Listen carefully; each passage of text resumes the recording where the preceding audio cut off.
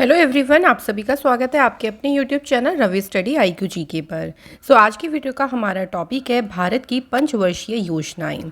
आज हम करेंगे friends 5 year plans of India, जो कि मोस्ट इंपॉर्टेंट टॉपिक है आपके एग्जाम के पॉइंट ऑफ व्यू से। सबसे पहले हम सभी पंचवर्षीय योजनाओं के बारे में जानेंगे, साथ ही में उनसे जुड़े जो महत्वपूर्ण प्रश्न हैं उन सभी को भी हम साथ में कवर करते चलेंगे। फ्रेंड्स, मैंने सभी क्वेश्चन जितने भी हमारे इंपॉर्टेंट फैक्ट्स होंगे वो सभी इंपॉर्टेंट है आपके एग्जाम के लिए, तो आप कंप्लीट ज़रूर देखिएगा। और अगर आपको हमारी वीडियो का कंटेंट पसंद आए तो वीडियो को लाइक और शेयर ज़रूर करें। तो चलिए फ्रेंड्स, स्टार्ट करते हैं आज की क्लास को। पंचवर्षीय योजनाओं की अगर हम बात करें तो भारत के प्रथम प्रधानमंत्री जवाहरलाल नेहरू जी के द्वारा सन 1951 में देश में आर्थिक विकास को गति देने के लिए पंचवर्षीय योजना शुरू की गई थी। एग्जाम में कैसे क्वेश्चन बनेगा, देखिए फ्रेंड्स, तो एग्जाम में क्वेश्चन इस तरीके से बनेगा कि पंचवर्षीय योजनाओं की शुरुआत कब हुई थी? 1951 में। और उस टाइम भारत के प्रधानमंत्री कौन थे, ये भी हमें ध्यान रखना है, पंडित जवाहरलाल नेहरू जी, ध्यान रखिएगा। लेकिन नरेंद्र मोदी जी की सरकार ने देश के विकास को नई दिशा देने के उद्देश्य से जो योजना आयोग है उसको समाप्त कर इसकी जगह पर 1 जनवरी 2015 को नीति आयोग की स्थापना की थी। आपने पढ़ा होगा कि नीति आयोग पहले इसे योजना आयोग कहते थे, यानी इंग्लिश में अगर हम बोलें तो पहले इसे प्लानिंग कमीशन के नाम से जानते थे, लेकिन उसके बाद इसको बदल के नीति आयोग की स्थापना की गई। नीति आयोग, ध्यान रखेंगे कब स्थापना हुई इसकी, 1 जनवरी 2015 को। इंपॉर्टेंट पॉइंट यहाँ पे एक और बात ध्यान रखिएगा कि नीति आयोग का जो मुख्यालय है वो कहाँ पे है, नई दिल्ली में, और इसके चेयरपर्सन कौन है, नरेंद्र मोदी जी, नीति आयोग की, ठीक है। अगर हम बात करें नीति आयोग के CEO कौन है, ये भी क्वेश्चन बन सकता है ना, तो इसके CEO है VBR सुब्रमण्यम। तो ये हमारे कुछ इंपॉर्टेंट पॉइंट्स होते हैं जिनको हमें याद रखना है। सबसे पहली पंचवर्षीय जो योजना है वो शुरू हुई थी फ्रेंड्स 1951 में शुरू हुई थी। पंडित जवाहरलाल नेहरू जी ने भारत में पंचवर्षीय योजना की अवधारणा पेश की थी। ये पूछ सकते हैं क्वेश्चन, इन्हीं पॉइंट में से देखिए फ्रेंड्स क्वेश्चन बनेंगे कि भारत में पंचवर्षीय योजना की अवधारणा किसने पेश की थी। आपका आंसर सिंपल क्या रहेगा, पंडित जवाहरलाल नेहरू जी ने। अब भारत ने जो पंचवर्षीय योजनाओं को शुरू किया था इसे किस देश से अपनाया था? रूस देश से पंचवर्षीय योजनाओं को अपनाया गया था। Very important point. Joseph Stalin प्रथम व्यक्ति थे जिन्होंने सोवियत संघ में वर्ष 1928 में पंचवर्षीय योजना को लागू किया था। सबसे पहले पंचवर्षीय योजना को लागू करने वाले प्रथम व्यक्ति कौन थे? Joseph Stalin. पंचवर्षीय योजना बनाने का मुख्य कार्य योजना आयोग का था, जिसको बाद में कहा गया नीति आयोग। तो इस तरह से हम इम्पॉर्टेंट पॉइंट्स को साथ में लेके चलेंगे। अब बार बार हम योजना आयोग की बात कर रही हैं, तो योजना आयोग के से जुड़े हुए कुछ इम्पॉर्टेंट फैक्ट देखते हैं।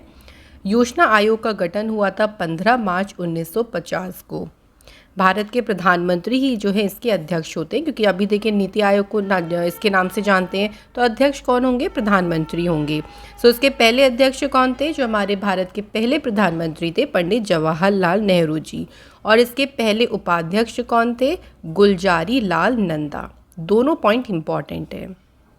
भारत की पंचवर्षीय योजनाओं को अंतिम स्वीकृति राष्ट्रीय विकास परिषद देता है। तो पूछ सकते हैं कि अंतिम स्वीकृति किसके द्वारा दी जाती है? राष्ट्रीय विकास परिषद के द्वारा। अब राष्ट्रीय विकास परिषद की बात करें, यानी नेशनल डेवलपमेंट काउंसिल की, तो इसका गठन हुआ था 6 अगस्त 1952 को। इसका प्रमुख उद्देश्य क्या था कि योजना आयोग के द्वारा जो पंचवर्षीय योजनाओं को लागू किया जा रहा है उसको ठीक तरह से संचालित करना, कि वो सही तरह से काम कर पाएँ। जो पंचवर्षीय योजना को लागू किया जा रहा है वो अच्छे ढंग से काम कर पाएँ, यही इसका मेन उद्देश्य होता था। अब देखिए यहाँ पे आप देख सकते हैं कि जो पंचवर्षीय योजनाएं हैं कब से कब तक लागू हुई थी, क्योंकि इनका जो टाइम ऑफ पीरियड है ना वो हमें ज़रूर ध्यान रखना है। जैसे पहली जो पंचवर्षीय योजना लागू हुई थी वो 1951 से 1956 थी। तो ये पूछेंगे टाइम ऑफ पीरियड आप लोगों से कि पहली पंचवर्षीय योजना का समय क्या था, इसलिए ये ईयर्स जितने भी हैं ये सभी हमें याद रखनी हैं। उसके बाद देखिए दूसरी आई थी 1956 से 1961, फिर तीसरी पंचवर्षीय योजना आई थी 1961 से 1966। उसके बाद पहला योजना अवकाश आया, या देख सकते हैं आप कितनी बार योजना अवकाश हुआ, 3 बार, ये भी इम्पॉर्टेंट है। पहला आया था 1966 से 1969, फिर दूसरा अवकाश रहा 1978 से 80, फिर तीसरा जो योजना अवकाश रहा वो 1990 से 92। ये 3 थे, वरना तो लगातार ही देखिए पंचवर्षीय योजनाएं चल रही हैं। चौथी उसके बाद देखिए 1969 से 1974 रही, फिर पांचवी रही 1974 से 1978, फिर योजना अवकाश आ गया, ब्रेक हो गया मतलब। देन उसके बाद देखिए 1980 से 85, फिर 85 से 90, ये लगातार योजनाएं रही हैं। बीच में अवकाश यानी बीच में कुछ गैप रहा है, वो हमें याद रखने कि कितनी बार अवकाश रहा है, 3 बार रहा है। इन सभी को हम एक एक करके पढ़ेंगे फ्रेंड्स।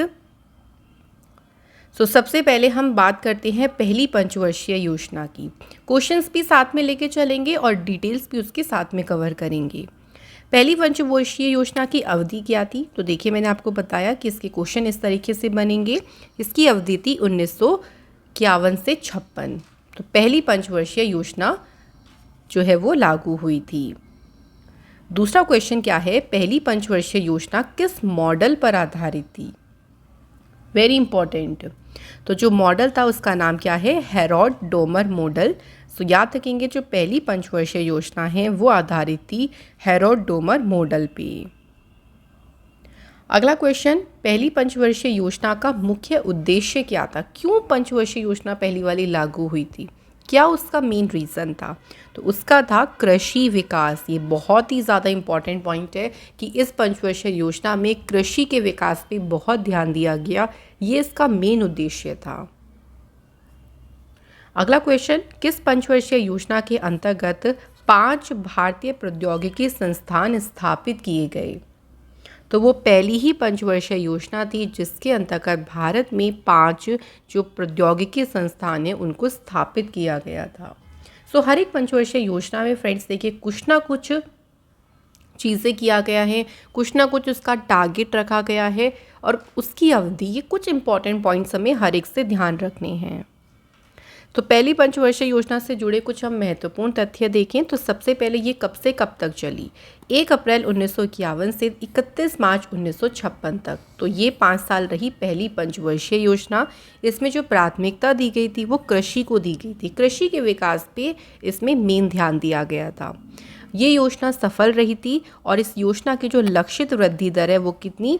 2.1% थी, जो मतलब एक तरीके से टारगेट रखा गया था कि भाई हम 2.1% तो वृद्धि कर लेंगे। जबकि जो विकास दर थी, जबकि जो प्राप्त कर ली थी, जो वो कितनी कर ली थी? 3.6% कर ली थी। आप समझ सकते हैं कि 2.1% का टारगेट था लेकिन अचीव कर लिया था 3.6%। तो ये योजना बिल्कुल सफल रही। इस योजना के दौरान राष्ट्रीय आय में 18% तथा प्रति व्यक्ति आय में 11% की वृद्धि हुई थी। इस योजना काल में सार्वजनिक उद्योग के विकास की उपेक्षा की गई थी और इस मद में मात्र 6% राशि खर्च की गई थी। प्रमुख इसमें कार्य क्या क्या किए गए थे देखिए, तो कई सारी बड़ी सिंचाई परियोजना जैसे कि भाखड़ा नागल परियोजना, दामोदर नदी घाटी परियोजना, व्यास परियोजना, तो ये सब शुरू की गई थी इसी योजना में। काफ़ी अच्छी योजना रही, पहली बार ही देखिए लागू हुआ भारत में और काफ़ी अच्छी तरीके से इसने अपने अचीवमेंट्स हासिल करे। अब आते हैं हम दूसरी पंचवर्षीय योजना पे। दूसरी पंचवर्षीय योजना की अवधि क्या थी? तो दूसरी देखिए उसके तुरंत बाद ही शुरू हो गई थी 1956 से 61। तो ये रही आपकी दूसरी पंचवर्षीय योजना की अवधि। दूसरी पंचवर्षीय योजना किस मॉडल पर आधारित थी? तो ये थी पीसी महालनोबिस मॉडल पर आधारित। अच्छा फ्रेंड्स, अगर बात करें कि पीसी महालनोबिस कौन थे, तो ये प्रसिद्ध भारतीय वैज्ञानिक और सांख्यिकीविद थे। इन्हें एक प्रमुख अवार्ड भी मिला था जो कि कौन सा है फ्रेंड्स? पद्म विभूषण। पद्म विभूषण से सम्मानित किया गया था इन्हें 1968 में। नेक्स्ट क्वेश्चन पे देखते हैं, दूसरी पंचवर्षीय योजना का मुख्य उद्देश्य क्या था? सही आंसर है औद्योगिक विकास। तो हर एक पंचवर्षीय योजना का कुछ ना कुछ उद्देश्य रखा गया था।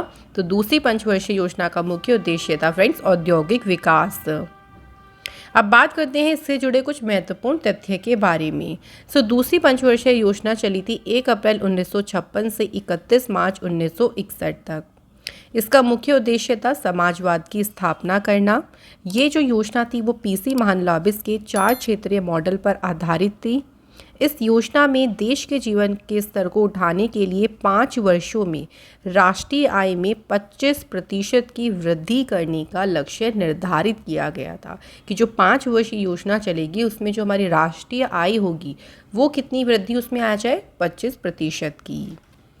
और लक्षित वृद्धि कितनी थी, 4.5%, जबकि जो वास्तविक विकास दर अपेक्षा से थोड़ी कम आई थी, 4.2% आई थी। इसमें भारी उद्योगों व खनिजों को उच्च प्राथमिकता दी गई थी और इसमें सार्वजनिक क्षेत्र के व्यय की 24% जो राशि है वो इसमें व्यय की गई थी, क्योंकि इसका मुख्य उद्देश्य ही था औद्योगिक विकास, तो उद्योगों को इसमें प्राथमिकता दी गई थी। इसकी दूसरी प्राथमिकता थी यातायात और संचार को, जिसपे जो व्यय किया गया था वो 28% राशि व्यय की गई थी। अन्य महत्वपूर्ण जो इसमें उद्योग जैसे कि भिलाई, राउरकेला, दुर्गापुर के इस्पात कारखाने, ये सारे जो कारखाने यहाँ पे स्थापित हुए थे वो इसी योजना के दौरान किए गए थे। दूसरी पंचवर्षीय योजना ने भारत में मिश्रित अर्थव्यवस्था का विकल्प चुना। तो वेरी इंपॉर्टेंट पॉइंट कि कौन सी अर्थव्यवस्था का विकल्प चुना, मिश्रित। अब बात करते हैं फ्रेंड्स तीसरी पंचवर्षीय योजना की। तो तीसरी पंचवर्षीय योजना की अवधि क्या थी, 1961 से 66 तक। सो अभी तीनों पंचवर्षीय योजना हमारी लगातार चल रही हैं। 1961 से 66 रही तीसरी पंचवर्षीय योजना। तीसरी पंचवर्षीय योजना का मुख्य उद्देश्य क्या था? आंसर है आत्मनिर्भरता, कृषि एवं उद्योग का विकास। तो ये उद्देश्य था तीसरी पंचवर्षीय योजना का। अगला क्वेश्चन देखिए, किस पंचवर्षीय योजना के अंतर्गत सोवियत संघ के सहयोग से झारखंड में बोकारो आयरन एवं स्टील इंडस्ट्री की स्थापना की गई?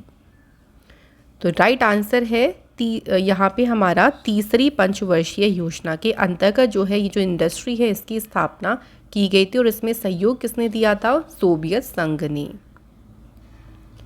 अगला क्वेश्चन, किस पंचवर्षीय योजना के अंतर्गत हरित क्रांति शुरू की गई थी? बहुत ही ज़्यादा इंपॉर्टेंट पॉइंट है।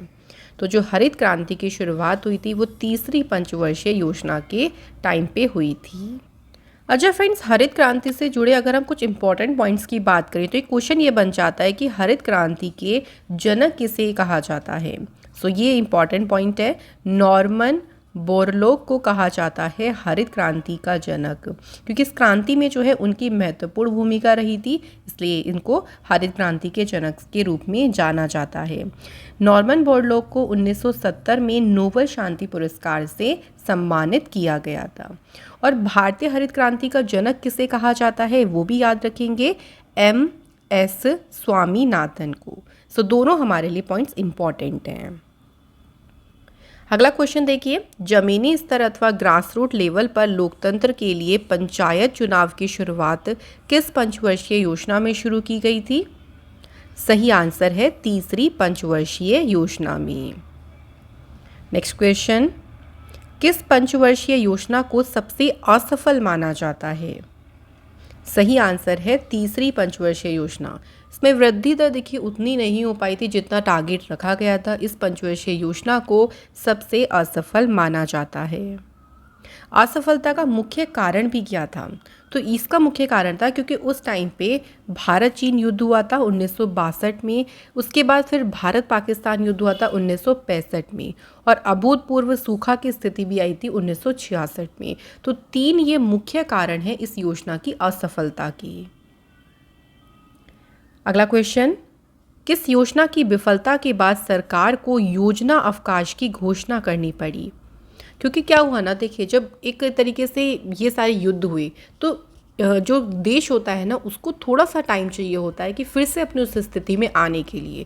तब योजना अवकाश की घोषणा करी कि कुछ टाइम लेते हैं दोबारा से वापस सही होने के लिए। तो ये तीसरी पंचवर्षीय योजना ही थी जिसकी विफलता के बाद सरकार ने जो 3 योजना अवकाश हुए थे उसकी घोषणा करी। तीसरी पंचवर्षीय योजना से जुड़े कुछ अन्य तथ्य की बात करें तो ये पंचवर्षीय योजना 1 अप्रैल 1961 से 31 मार्च 1966 तक चली। इस योजना का उद्देश्य था अर्थव्यवस्था को आत्मनिर्भर बनाना तथा स्वतः स्फूर्त अवस्था में पहुंचाना। इस योजना का लक्ष्य था 5.6% की वृद्धि दर, लेकिन इसे प्राप्त करने में असफलता रही और 2.4% प्रतिवर्ष की वृद्धि दर ही प्राप्त कर पाए। मतलब टारगेट तो था 5.6 का, लेकिन कितना अचीव हो पाया, सिर्फ 2.4%। इस योजना में कृषि तथा उद्योग दोनों को प्राथमिकता दी गई। तीसरी पंचवर्षीय योजना की विफलता के बाद सरकार ने योजना अवकाश की घोषणा की, जो कि 3 योजना अवकाश की घोषणा की, 1966 से 67, 1967 से 68 और 1968 से 69-69। तो इसका मुख्य कारण था कि चीन भारत युद्ध हो गया था, भारत पाकिस्तान युद्ध हो गया था, इसलिए योजना अवकाश के प्राथमिक कारणों में ये शामिल थे, जिसके कारण तीसरी पंचवर्षीय योजना विफल हुई थी। अब आता है पहला योजना अवकाश। तो पहला योजना अवकाश की अवधि क्या थी, 1966 से 69, ये पहला योजना अवकाश था फ्रेंड्स। तीसरी पंचवर्षीय योजना के विफल होने के बाद कितने वर्षों की अवधि के लिए वार्षिक योजना चलाई गई, तो आप देख सकते हैं 1966 से देखिए 69 तक रहा था, तो 3 साल जो है वार्षिक योजना चलाई गई। अब योजना अवकाश से जुड़े कुछ अन्य महत्वपूर्ण तथ्य की बात करें तो इस अवधि में 3 वार्षिक योजनाएं तैयार की गई। इस अवकाश अवधि में कृषि तथा संबद्ध क्षेत्र और उद्योग क्षेत्रों को समान प्राथमिकता दी गई। तो ऐसा नहीं कि किसी को ज़्यादा दी गई, किसी को कम, सभी को समान प्राथमिकता दी गई। मुख्य कारण क्या था योजना अवकाश का, भारत पाकिस्तान युद्ध, सूखे के कारण जो संसाधनों की कमी हो गई थी, ये मुख्य कारण रहा था। अब आता है उसके बाद, क्योंकि जब योजना अवकाश हो गया उसके बाद फिर चौथी पंचवर्षीय योजना शुरू हुई। चौथी पंचवर्षीय योजना की अवधि क्या थी, 1969 से 74 तक। अगला क्वेश्चन, चौथी पंचवर्षीय योजना का मुख्य उद्देश्य क्या था, तो फ्रेंड्स इसका मुख्य उद्देश्य था स्थिरता के साथ आत्मनिर्भरता एवं कृषि तथा सिंचाई पर महत्व। तो ये था चौथी पंचवर्षीय योजना का उद्देश्य। नेक्स्ट क्वेश्चन, किस पंचवर्षीय योजना में भारत की कृषि वृद्धि दर सर्वाधिक रही, सही आंसर है चौथी पंचवर्षीय योजना। अगला क्वेश्चन, किस पंचवर्षीय योजना में 14 बैंकों का राष्ट्रीयकरण हुआ यानी नेशनलाइजेशन हुआ, सही आंसर है चौथी पंचवर्षीय योजना में ही 14 बैंकों का राष्ट्रीयकरण हुआ। अगला क्वेश्चन, किस पंचवर्षीय योजना में सूखा संभावित क्षेत्र कार्यक्रम शुरू किया गया था। सूखा कब पड़ा था, वो तीसरी पंचवर्षीय योजना के टाइम पीरियड पे ही, तो उसके बाद जब चौथी पंचवर्षीय योजना आई थी तो उसमें कार्यक्रम को शुरू किया गया, सूखा संभावित क्षेत्र कार्यक्रम। तो इसके आंसर है चौथी पंचवर्षीय योजना।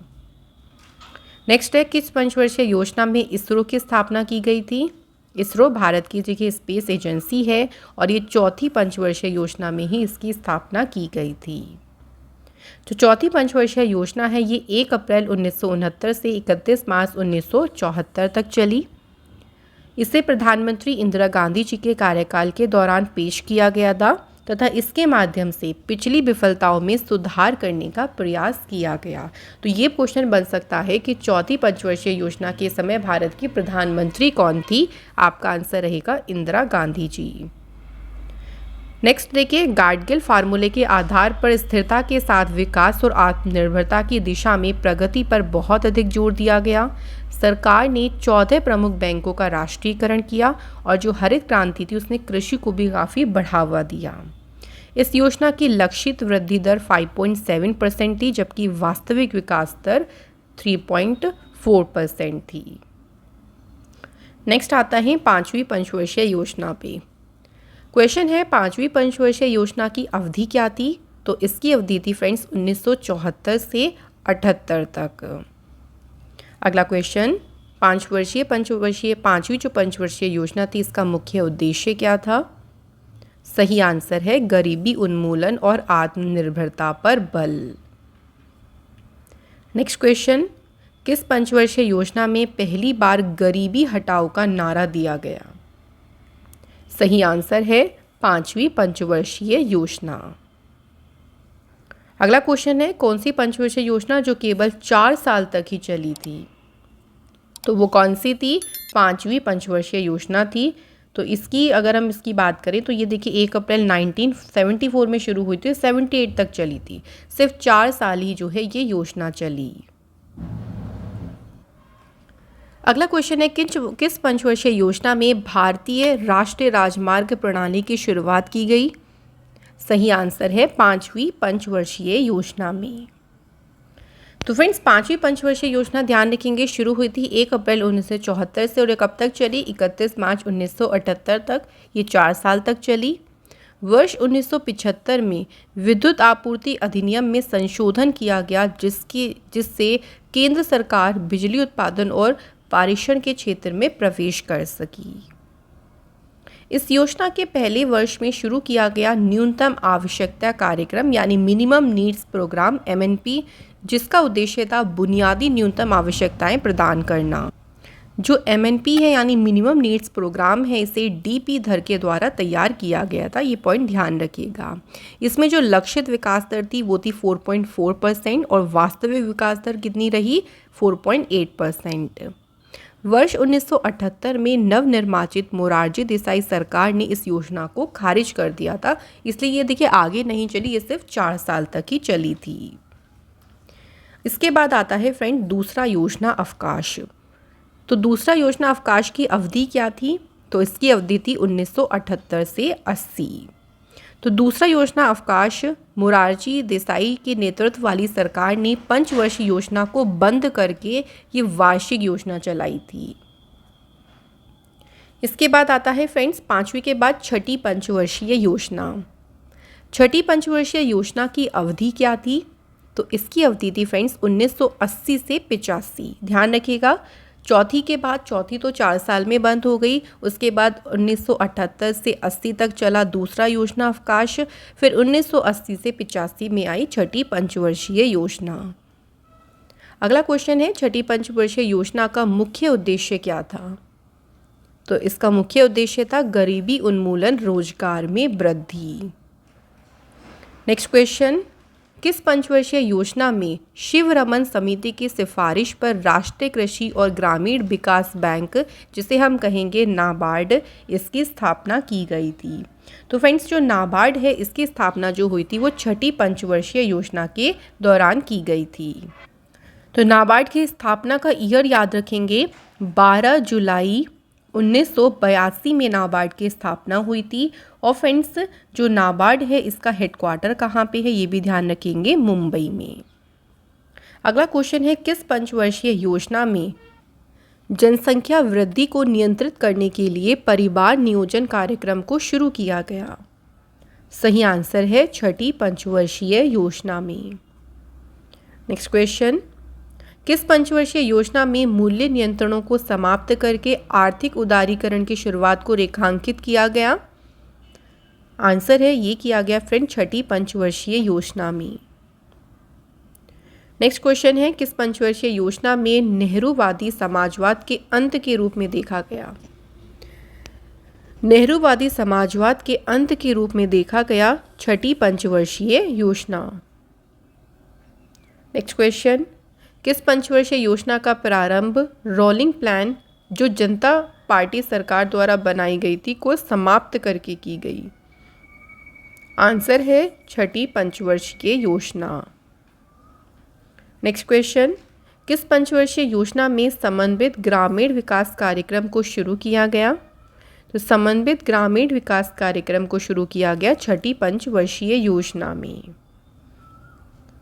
छठी पंचवर्षीय योजना की जो लक्षित विकास दर थी वो 5.2% थी और वास्तविक विकास दर कितनी रही इसमें?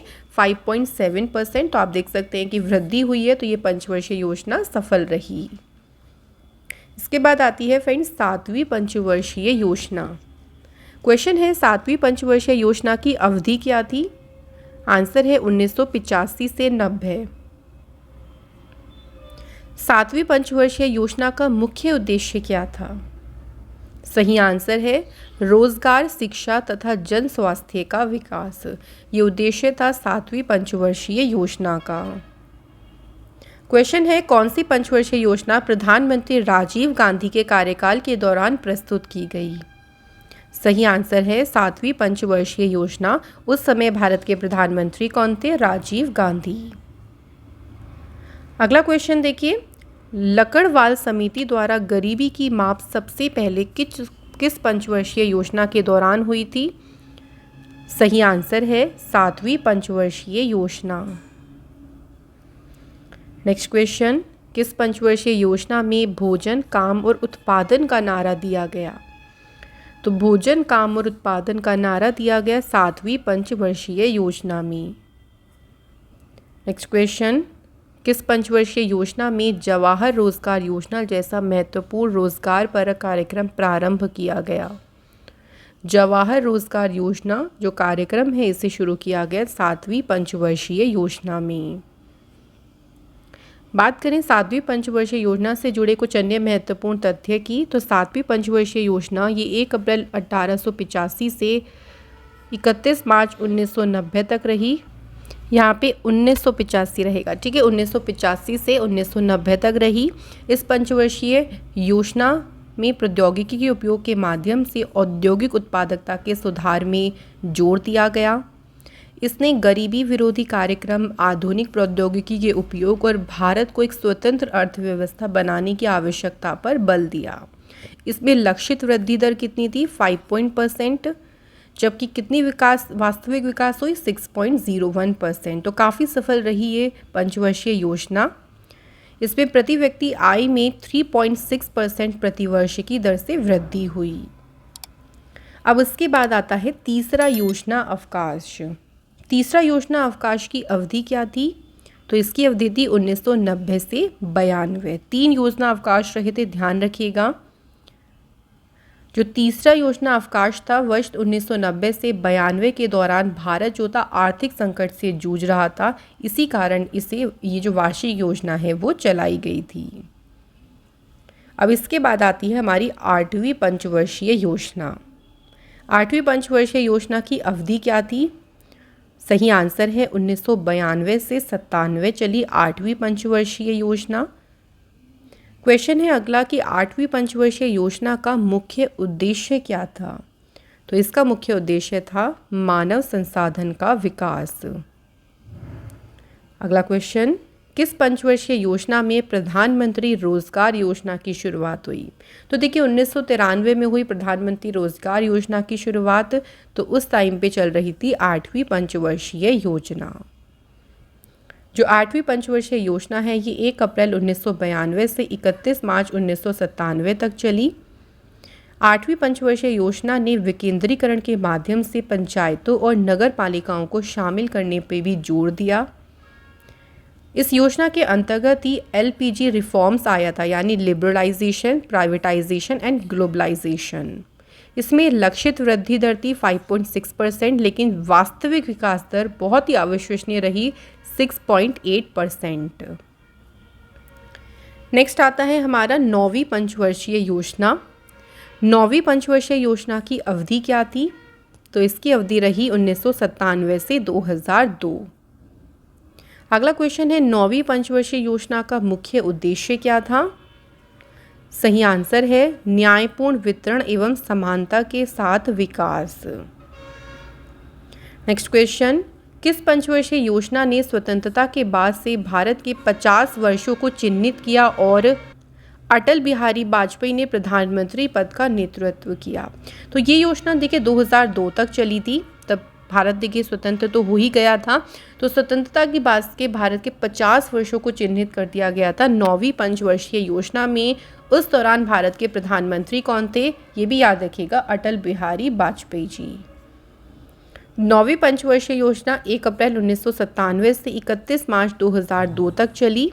इसमें लक्षित वृद्धि दर थी 6.5%, लेकिन जो वास्तविक विकास दर हासिल रही वो कितनी थी? 5.5% रही। असफल रही ये योजना, अंतर्राष्ट्रीय मंदी के कारण ये योजना असफल रही। तो पूछ सकते हैं कि 9वीं पंचवर्षीय योजना की असफलता का क्या कारण था? अंतर्राष्ट्रीय मंदी। इसके बाद 9वीं के बाद आती है 10वीं पंचवर्षीय योजना। 10वीं पंचवर्षीय योजना की अवधि क्या थी? देखिए 2002 तक चली, तो अब तो लगातार चल रही हैं। ये थी 2002 से 2007 तक। 10वीं पंचवर्षीय योजना का मुख्य उद्देश्य क्या था? सही आंसर है गरीबी और बेरोजगारी को समाप्त करना और अगले 10 वर्षों में प्रति व्यक्ति आय को दुगना करना। ये उद्देश्य था 10वीं पंचवर्षीय योजना का। 10वीं पंचवर्षीय योजना 1 अप्रैल 2002 से 31 मार्च 2007 तक चली। 10वीं पंचवर्षीय योजना में प्रति व्यक्ति 8% जीडीपी विकास दर का लक्ष्य रखा गया था। इसका उद्देश्य था कि जो गरीबी है उसे 50% तक कम करना और 80 मिलियन लोगों के लिए रोजगार का सृजन करना। इसके अलावा इसका उद्देश्य क्षेत्रीय असमानताओं को भी कम करना था। इसने वर्ष 2007 तक शिक्षा और मजदूरी दरों के क्षेत्र में लैंगिक अंतराल को कम करने पे भी जोर दिया। यानी जो असमानता होती थी लड़कों और लड़कियों में, उसमें भी काफ़ी ज़्यादा उसको कम करने में, जो गैप होता है ना, उसको कम करने में काफ़ी जोर दिया गया इस योजना में। नेक्स्ट आती है फ्रेंड्स 11वीं पंचवर्षीय योजना। इसकी अवधि क्या थी? 2007 से 2012 तक रही 11वीं पंचवर्षीय योजना। 11वीं पंचवर्षीय योजना का मुख्य उद्देश्य क्या था? सही आंसर है तीव्रतम एवं समावेशी विकास। अगला क्वेश्चन, किस पंचवर्षीय योजना में वर्ष 2009 में शिक्षा का अधिकार अधिनियम प्रस्तुत किया गया, जो वर्ष 2010 में लागू हुआ था? शिक्षा का अधिकार अधिनियम ये प्रस्तुत किया गया था 11वीं पंचवर्षीय योजना में। अच्छा, इस अधिनियम में क्या था? तो इस अधिनियम के पास होने पे बच्चों को मुफ्त और अनिवार्य शिक्षा का मौलिक अधिकार मिल गया था। इसे कौन सी पंचवर्षीय योजना में आया था? ये 11वीं पंचवर्षीय योजना में। ध्यान रखिएगा, बहुत इंपॉर्टेंट पॉइंट है। अगला क्वेश्चन है 11वीं पंचवर्षीय योजना के दौरान प्रारंभ की गई मुख्य योजनाएं कौन सी थी? तो काफ़ी मुख्य योजनाएं इस दौरान प्रारंभ हुई थी, जैसे राष्ट्रीय स्वास्थ्य बीमा योजना, ये 2007 में शुरू हुई। प्रधानमंत्री रोजगार सृजन कार्यक्रम 2008 में शुरू हुआ। इंदिरा गांधी राष्ट्रीय विकलांगता पेंशन योजना, ये 2009 में शुरू हुई। राष्ट्रीय ग्रामीण आजीविका मिशन 2011 और राजीव आवास योजना 2011। तो ये सभी योजनाएं जिनकी बात हो रही है, ये सभी शुरू हुई थी 11वीं पंचवर्षीय योजना के दौरान। तो 11वीं पंचवर्षीय योजना की बात करते हैं थोड़ी सी। तो ये 1 अप्रैल 2007 से 31 मार्च 2012 तक चली। 11वीं पंचवर्षीय योजना की जो रूपरेखा है किसने तैयार की थी? याद रखेंगे, सी रंगराजन ने। इसमें वर्ष 2009 तक सभी को स्वच्छ पेयजल उपलब्ध कराने पर भी बल दिया। इसकी लक्षित विकास दर 9% थी, जबकि वास्तविक विकास दर जो थी वो ये 8% ही रही इसमें।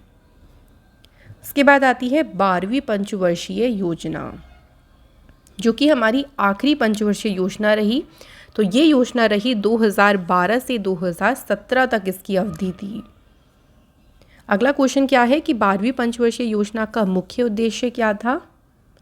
सही आंसर है तीव्र समावेशी और सतत विकास। 12वीं पंचवर्षीय योजना 1 अप्रैल 2012 से 31 मार्च 2017 तक चली।